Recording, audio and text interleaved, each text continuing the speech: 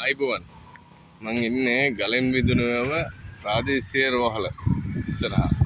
ඉතින් කියන්න තියෙන්නේ මේ බලන්න මේ බෝඩ් එක තියෙනවා මේ වටපිට බලන්න.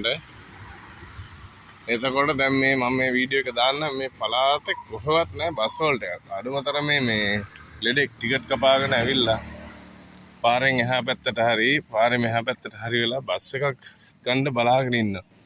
පාරේ තමයි බුදියාගෙන ඉන්න වෙන්නේ. අසනීප කාර්යයක් ගෙදර ටිකට් කපලා යනවනම් මේ බලන්න ඉතින් මේ කොහෙවත් පේන තෙක් මානක බස් හෝල්ට් එකක් නැහැ. දෙපැත්ත පාර දෙපැත්තේ බස් හෝල්ට් එකක් හදලා දෙන්න මෙච්චර බයිද. දැන් මාලිමාණ්ඩුව ඇවිල්ලත් අවුරුද්දයි මාස 6ක් වෙනවා. කොහොම මේ බස් හෝල්ට් එක පේන තෙක් මානක නැහැ නේ. හොඳට පේනවද මේ? පේන තෙක් මානක නැහැ. කොහෙවත් නැහැ බස් හෝල්ට් එකක්. ඉතින් ඔව් ප්‍රාදේශීය රෝහල ගලෙන් මෙදෙනවා. මේ මෙතෙන්ට බස් හෝල්ට් එකක් මේ ඉන්න බලධාරීන්ට පේන්නේ නැද්ද? ඈ බොහොම ස්තුතියි සර්ණයි.